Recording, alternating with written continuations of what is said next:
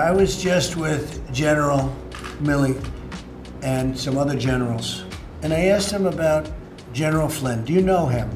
They said, yes, sir, I've known him for 20 years. What do you think? He's an incredible man, an incredible soldier. He's an incredible general. This is General Milley, head of the Joint Chiefs of Staff, 4-star. He's done fantastically. He thinks General Flynn is a great, great gentleman and a real fighter. And when I see what is happening to him, it's disgraceful. And it was all a ruse. And by the way, the FBI said he didn't lie. The FBI said he did not lie. So with all this stuff I'm hearing about lying, the FBI said he didn't lie, but the sleazebag said, well, we don't care what they say, we're saying he lied. Okay, but the FBI, you remember when they left, they said he didn't lie.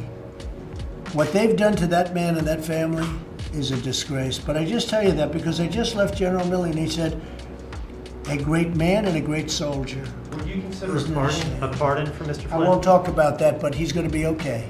He's going to be just fine. What about the judge? And I'm very, very saddened by what's happening to General Flynn and others. I want to tell you right now, and others. On this episode of Just Informed Talk, we're going to take a look at the latest new Q post, more details coming out about the failed coup. We're going to dive deep into what is breaking today that the fake news mainstream media will not tell you. We're going to talk about it and a whole lot more on this episode, so you guys are going to want to stick around to check out that, plus a whole lot more. Hi, and welcome to another episode of Just Informed Talk. I'm your host, Craig. You guys know I like to begin by saying thank you. If you guys have hit that subscribe button, if you haven't done it, please come here to the landing page, click the big red subscribe button, make sure you hit that bell for notifications, then check the all button so you get notified as soon as all of these videos get posted. We have a lot of new Q posts that we're going to be covering, and they tell us everything that we need to know to continue to understand the information that's being released through this major declassification effort that's being put out by President Trump's acting DNI, Richard Grenell. So today we're going to pick up right where we left off. We left off at 4236, and we're picking up at 4237. A lot of information to get through, as I said before. But first, remember, this video is brought to you in part by Brave Browser. It's a great product if you guys haven't tried it out yet. It's free. There's a link in the description. You use it to download it, install it, and run it on your computer. You're asking, what is it? It's an internet browser, just like Google Chrome, Internet Explorer, Firefox, Safari, whatever you're using. It can be used on any of your devices, your desktop, your laptop, your smartphone, your iPad, whatever. But it's a better browser. It blocks the ads. And if you guys are a little more tech savvy, it's got a built-in Tor browser, which is a great feature, and other major improvements on these other browsers. So you can get it for free. And if you want to support the channel and get a great product, use the link in the description to download it today for free. And that is a win-win, and it's great for you to get a great product and to help out the channel. So with that, we're going to start here. We're starting at 4237. The first thing we have is this Q post where this person, Stardust1416, not your mom's opinion, good account, shout out, saying, wow, Hillary openly talking, I guess they meant to say, about QAnon. It does not get any more mainstream than that. We must be way over the target. And then it says, congratulations, patriots and digital soldiers. We are winning the information warfare. Keep fighting and get the memes ready, right? And this is this post here where they link to this Atlantic magazine article talking about the prophecies of Q, right? And they actually quote Hillary Clinton on the subject, right? So listen to what is said here, though.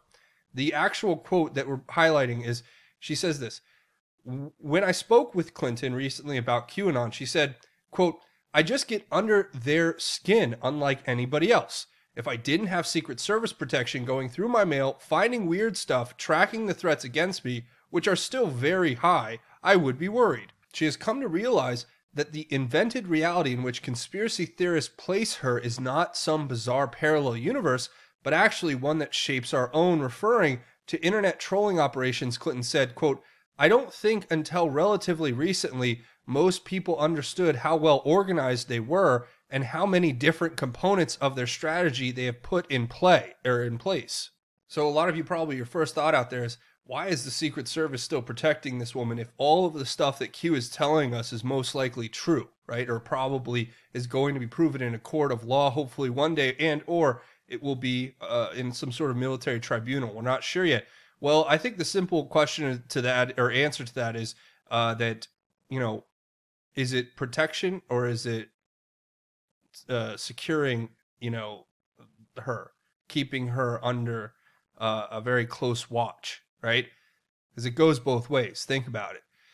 And then also what you hear her say, though, is that's very interesting in this quote, is she says, I don't think until relatively recently most people understand how well organized they are. So she's even admitting now that they underestimated us. They underestimated this whole operation from day one because it was so well put together and so well thought out. And we've gotten to the point now where, there's so many different facets to all of this, as she says, right? There's so many components that they can't keep track. That's why we continue to defeat them, because we have the people and they don't. And we have the truth and they don't. And we might not have the fake news media, blocking for us. And we might not have the big tech censors out there silencing all dissent, but we have something they don't have. We have access to the world's foremost military, and we have access to the White House and all the white hats in all of the intelligence agencies who have replaced their criminal friends who were running these organizations previously. Q just points us to that, so I just thought that was an interesting thing to talk about.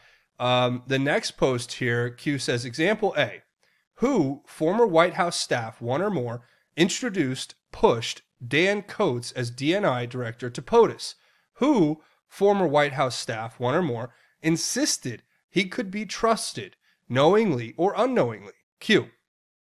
So a lot of Anons jumped on this immediately without really thinking through the context of what Q was saying. One of the people over here on Twitter who's always putting out, great content, and I think they've been Q'd a few times. It said here, pointing to this readout from these unclassified committee testimonies of Director Coates saying that Mike Pence was the one who recruited him to the job as the DNI, right? So regardless, though, people were very upset, or people were saying that it's not, really what Q was getting at, because Q says here, who, and then says former White House staff. So then you start going through the list of former White House staffers who were around at that time and who would have had the influence to recommend, DNI, the new DNI position to be Dan Coats, and those who have been pushed out. I mean, there's a lot of people. That's a long list, right? But ultimately, think about this. Even though President Trump had to nominate this position and put somebody in it, we have to remember that a lot of these people were sleepers or their allegiances were unclear at the time. And President Trump was walking in blind in a lot of ways to a lot of these people, because with the foreknowledge that President Trump was coming into the office, a lot of them who were already deep, sleepers within this cabal, dug themselves in deeper. Because remember, the ODNI, the Office of the Director of National Intelligence, was a fusion position that was created in the aftermath of 9/11.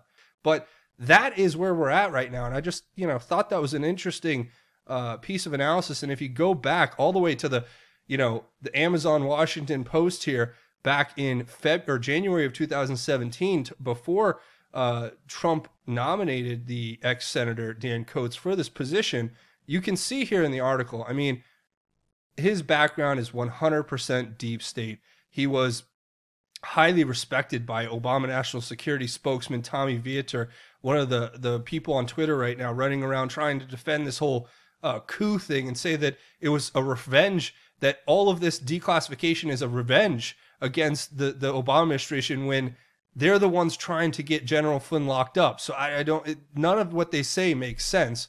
But people like Mark Warner were praising Coates, and of course, No Name McCain saying, it'll be great. He's one of my favorite people. I mean, what else do you need to know at that point?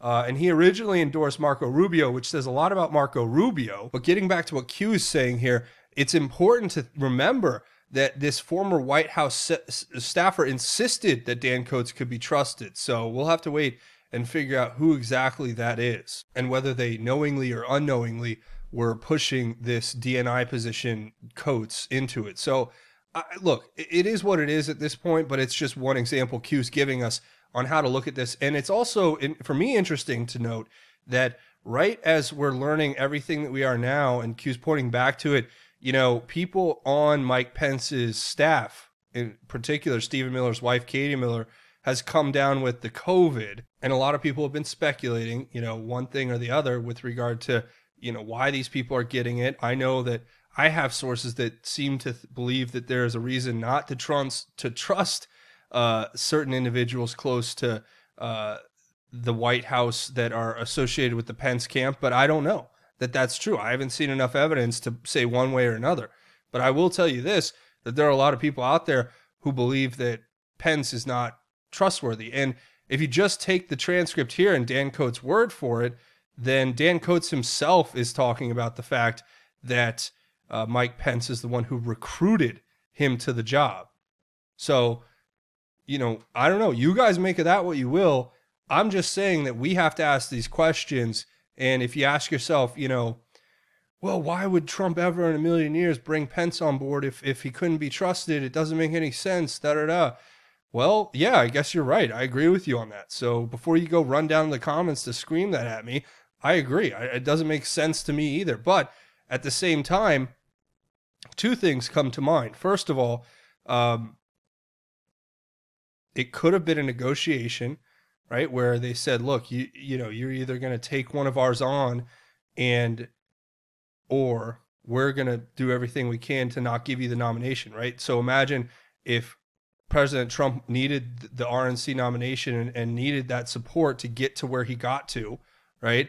And the RNC said, look, if you don't bring someone like our guys on board, and, you know, in all fairness, President Trump could have brought him on not really knowing fully what was happening there.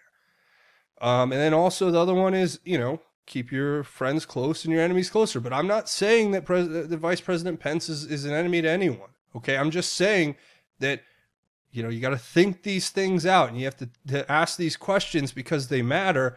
And it's just what I've been hearing. So you guys let me know what you think down in the comments about all of this. But yeah, there you go. The next one here is this Tom Elliott tweet where he basically posts the entire interview on CNN, which is a joke of James Clapper going on and talking about the unmasking of Americans via these FISA warrants. And it's a joke. It's a joke listening to this clown try to just explain away the fact that they were using the Foreign Intelligence Surveillance Court to spy on domestic political adversaries. And they're just saying, yeah, that's just what we do. We had to make sure that they weren't a threat to national security. I mean, the only way this is plausible or makes sense is if the way they define national security is the nation is only secure if they are in power. That's the only way it makes sense, because that's the only way you would be approving things like that. I mean, using the FISA court to spy on domestic political adversaries, that's the only way it would make sense, right? He says here, I was unmasking once or twice a week, but I don't recall what prompted a request that was made on my behalf for unmasking. Now think about that. All these people who were in the Biden administration or in the Obama Hussein administration seem to have like complete 100% dementia. They're just lost out in space. I mean, honestly, I think the one commonality with all of the people on Hussein's staff and administration and all of his officials who he picked is that they have zero ability to remember anything that happened. You know, a very forgetful memory, meaning they get up there and like you look at Biden, he's like out in space right now. But, you know, these guys go up there. I don't recall. I don't remember. I don't know. You were the director of national security or national intelligence, and you can't even remember why you made a request to unmask somebody. You act like you're doing this once or twice a week and you can't remember. But I mean, we know what it is. Their lawyers tell them, you know, that's how you speak. That's how you talk so that you don't put yourself, you know, at risk of being liable in the future. You just say, oh, well, I don't remember. I don't recall. And that's what they do. Again, he says here, though, despite all of the times he's gotten on CNN and all these other fake news outlets and said, yeah, I think there's a possibility that he's a Trump Russian agent. He says here, no, I did not find any evidence of Russia collusion, very clearly and plainly. So, I mean, these people are clowns. And then in the ultimate part of this interview, this CNN guy asks him to literally, he's like, so if you leaked, if somebody were to leak this information to the press, talking about the article that came out where it detailed the Flynn ambassador Sergei Kislyak, Russian ambassador Kislyak's phone call with Flynn, literally his phone just cuts out, or his Skype or whatever he's on, and it just goes blank. And you see he's like sitting there talking. He asks him the question. He's like, is leaking to the press, is that a crime or whatever? Do you agree that that would be a crime? And it cuts out, right? And then he comes back, and then he asks him the same question, and he's like, yeah, of course. But I didn't do that. I did not. Because he asked him if he leaked the phone call to David Ignatius. That's the person I was trying to think of, the name of the person who wrote the article about the Flynn Kislyak phone call. General Flynn Kislyak phone call. But here, Clapper this is the one that Q linked us to directly, and this is a clip where Clapper asked whether he'll accept Senator Graham's call to testify. He says, given my age demographic, I'd be happy to come after I've been vaccinated for COVID-19. I don't particularly want to put my life or my wife's in jeopardy. So that's there. But he says he'll remotely testify like Fauci did. And then Q says, is this about the virus or about protecting themselves? Mail-in ballot push election, Democrat state bailouts push, refusal to testify regarding fear of COVID-19. Who benefits the most? Q. So perhaps that is the question we should all be asking. Who benefits the most from the pushing and the continuation of this mass hysteria and panic over COVID-19, right? Who benefits the most? It's being outlined for us right here. And who does it hurt the most? The Americans, all of us. Not if you're left or right, if you're this or that, if you're one race or another. It hurts us all equally. So remember that when you go to the poll and you go to the voting booth, remember that these people who helped orchestrate this, where we're at today, right, and facilitated a weakened state where an attack like this could come from China and was allowed into our country because there were feckless, useless people who were pushing their partisan agenda and refusing to acknowledge that there was a threat, and in some cases may have been purposely hiding it, such as China's, Bill Gates and the WHO and all the old Obama officials and all these left liberal Democrat mayors and governors. Yeah, remember that when you go to the voting booth and look at the places that are thriving right now and look at the places where they're just barely surviving. And you tell me who's running the government. You tell me who's in charge, who's the mayor, who's the governor. And I'll tell you that is who you need to look at. Because from the beginning of this, President Trump protected states' rights, which is what we stand for. Most of us, at least, right? We stand for states' rights. So it's up to you to go and vote out the governor or the mayor, whoever's doing this tyranny or enacting these fascistic, totalitarian policies against you, and allowed this to become what it is today.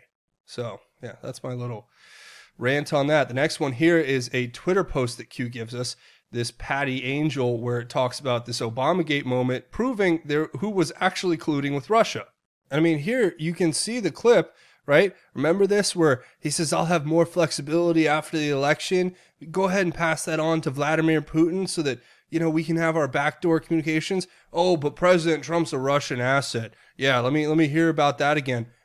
These people are the masters of projection. They take whatever they're guilty of and they project it onto their opponents. That's exactly what we're up against. So finally, a few more here posts we're going to get through. And first are these posts that an Anon puts up on the boards. One's a screenshot here of this article where it talks about Graham shooting down Trump's call for Obama testimony on Russia probe. And a lot of people are very upset to hear this, right?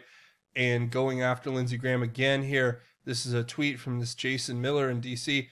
Twitter account saying Graham shoots down Trump's call for Obama testimony on Russian probe origins, right? And then Q wants us to look at this very closely. And the Anon leaks to these two posts. First of all, it shows us the Jason Miller post that that the Anon posted there, and of course this Politico article that goes with it. So I'll leave links to everything, by the way, in the description of this video. But Q says, in response to that, gives us a picture of this individual who's got his hand out, and on each finger of the glove, he has written the names of the 4 individuals who lost their lives in Benghazi. And you have Ambassador Stevens, Woods, and the special operators Woods, Doherty, and Smith, and saying, "We won't forget #Hillary." Now, I know people who have been blowing the whistle on Benghazi, and they will never forget, and they demand justice still to this day. So let me just tell you that we will get justice for what happened that day, and we will never forget what Hillary did, what Hussein did, and what they were engaged in Libya, that we still have yet to uncover publicly. But once it's out there, it's gonna ruffle a few feathers. Let's put it that way.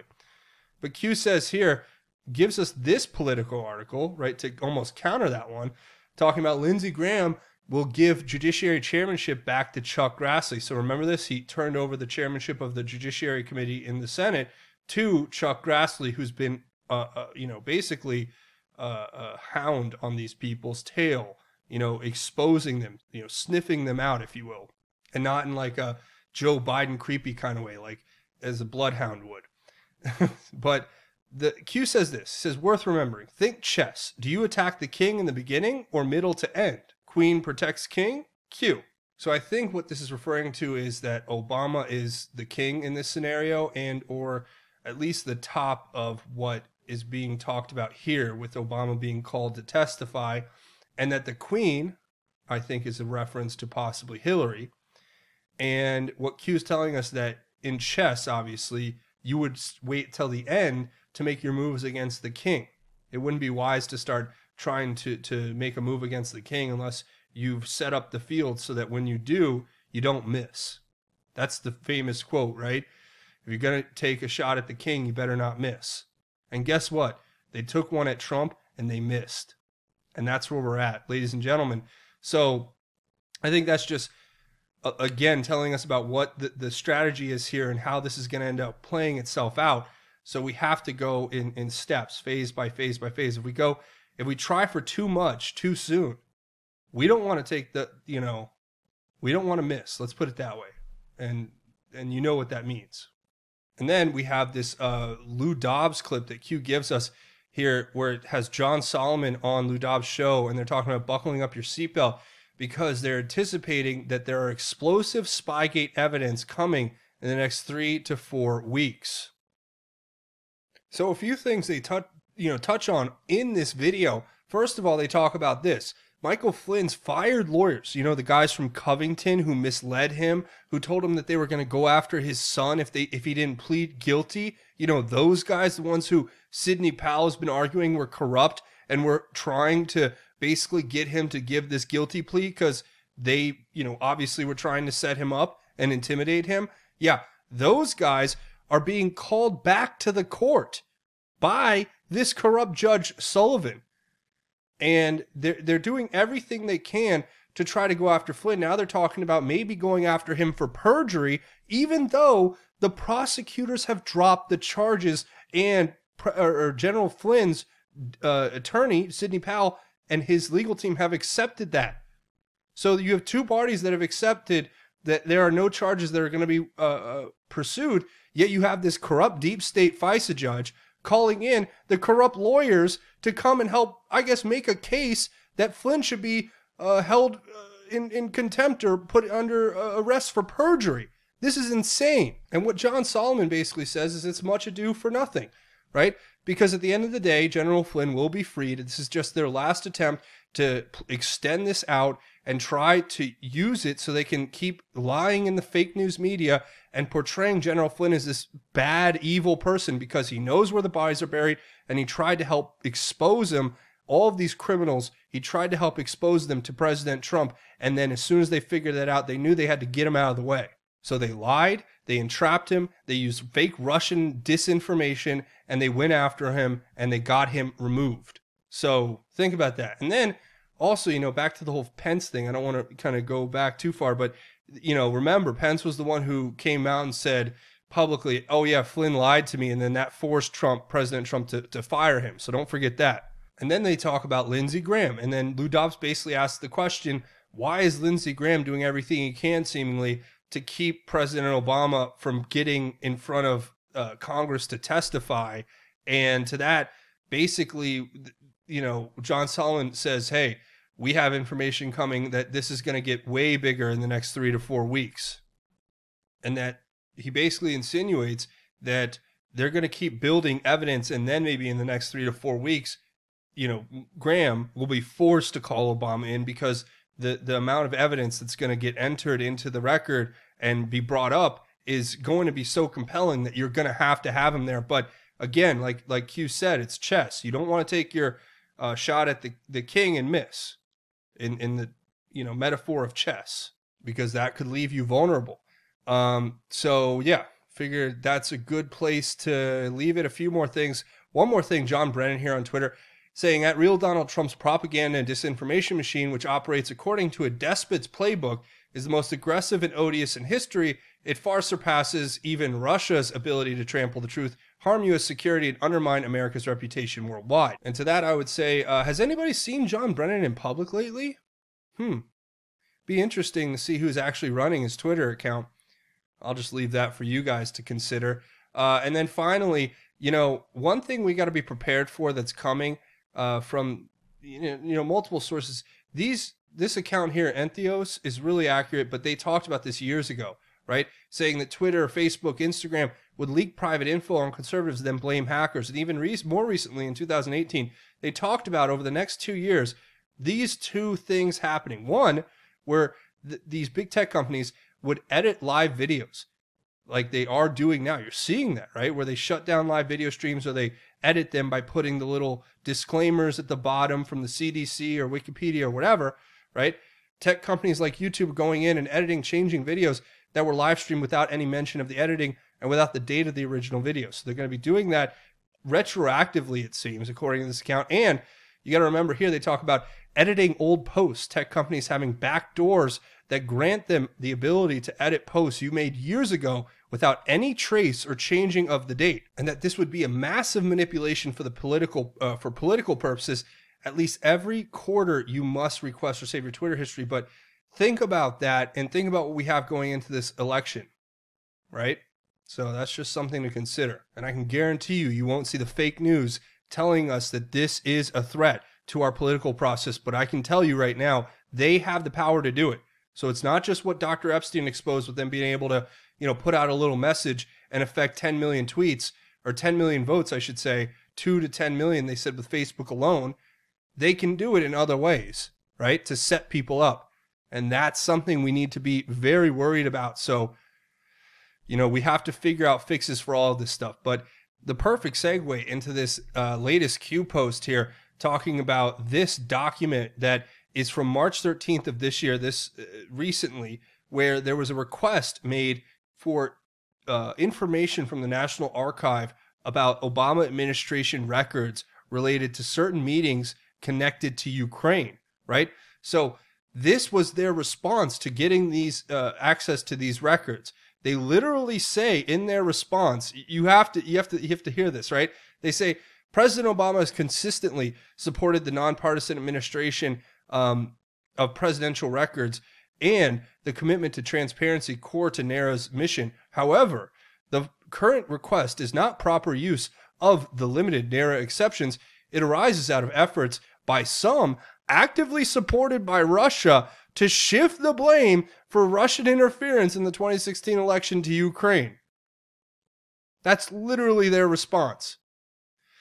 They go on to say, you can't make this stuff up. They say that according to Fiona Hill's testimony, right, she says, based on questions I have heard, some of you on this committee appear to believe that Russia and its security services did not conduct a campaign against our country, and that perhaps somehow, for some reason, Ukraine did. This is a fictional narrative that is being perpetuated and propagated by the Russian security services themselves. Wow. And then they quote David Hale, the Senate Committee on Foreign Relations, saying, I have seen no credible evidence that these allegations of Ukraine, But I mean, they go on to say, the request for early release of presidential records in order to give credence to a Russian disinformation campaign, one that has been thoroughly investigated by a bipartisan congressional committee, is without precedent. So this is insanity. They're saying you can't look at the records because it may show that there was organizing with Ukraine to affect the 2016 election. And it wasn't Russia, and it was CrowdStrike, and it was the DNC, and that was the nexus of their corruption that was funneling influence through these foreign nationals into the U.S. politics, right? Through CrowdStrike and Burisma and all this other special interest manipulation that was happening there. Coordination. You can't make this stuff up. So then they reluctantly say, it's not a big deal. Here, take the paperwork. We're countering the misinformation campaign underlying this request.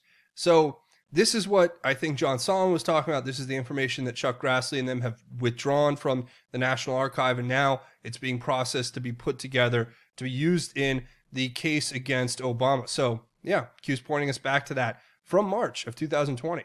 So that's going to be it. A few more things before we go. You guys can come here, help share this content, leave your thoughts, theories, and insights below. I want to hear what you guys have to think about all of this. Also, you can find me on Twitter at JustInformYou, on Twitter at informed_news.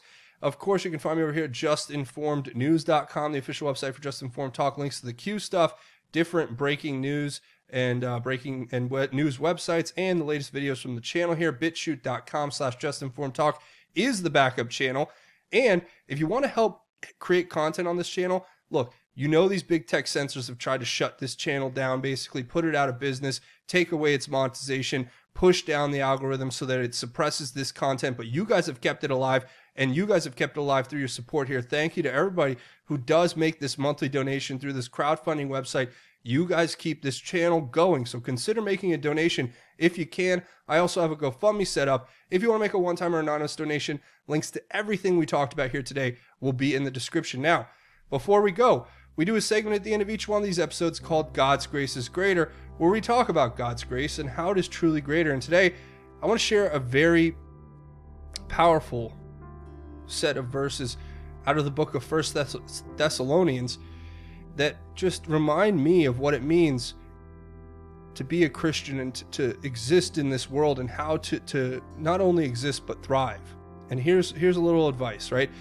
1 Thessalonians chapter 5, verse 14 through 23. It says here, "Now we ask you, brothers and sisters, to give recognition to those who labor among you and lead you in the Lord and admonish you, and to esteem them very highly in love because of their work. Be at peace among yourselves. And we exhort you, brothers and sisters, warn those who are lazy, comfort the discouraged, help the weak, be patient with everyone, see to it that no one repays evil for evil to anyone, but always pursue what is good for one another and for all. Rejoice always, pray constantly. Give thanks in everything, for this is God's will for you in Christ Jesus. Don't stifle the Spirit, don't despise the prophecies, but test all things. Hold on to what is good, stay away from every form of evil. Now, may the God of peace himself sanctify you completely, and may your spirit, soul, and body be kept sound and blameless for the coming of our Lord Jesus Christ." So, remember, in everything that we go through in this world, there's a few things here that I try to do every day, and I want to share them with you because they make a difference, right? And they may seem small, but rejoicing always, right? Praying constantly, giving thanks in everything. Those three things to me, by themselves, are just a little way that you can change your life right now. Remember that. You can rejoice in the Lord always, no matter what situation you're in. You pray constantly. Always reach out to God when you're not sure what to do. And it doesn't have to be on your most terrible situation. It could be when you're happy, sad, indifferent, or anything. Just reach out to God with a prayer. Open your heart. Remember, you can give thanks in everything, for that is what God, His will is for you in Christ Jesus, our Savior. Those three things, among the others, are what I think we can do to help ourselves continue to strive to be better, to put God first, and to live a righteous life. So that's my message to you. Take that, share that with your family, your friends, your loved ones. And that's going to be it for me. I want to say thank you for watching this episode. Remember, come here, click the big red subscribe button. Also, leave it, hit it, punch it, tap it, bop it, twist it, turn it, whatever. Hit the like button. If you guys like this content and want to see me make more, that's going to be it for me. Thanks for watching Just Informed Talk. My name is Craig. Godspeed and God bless each and every one of you, Patriots.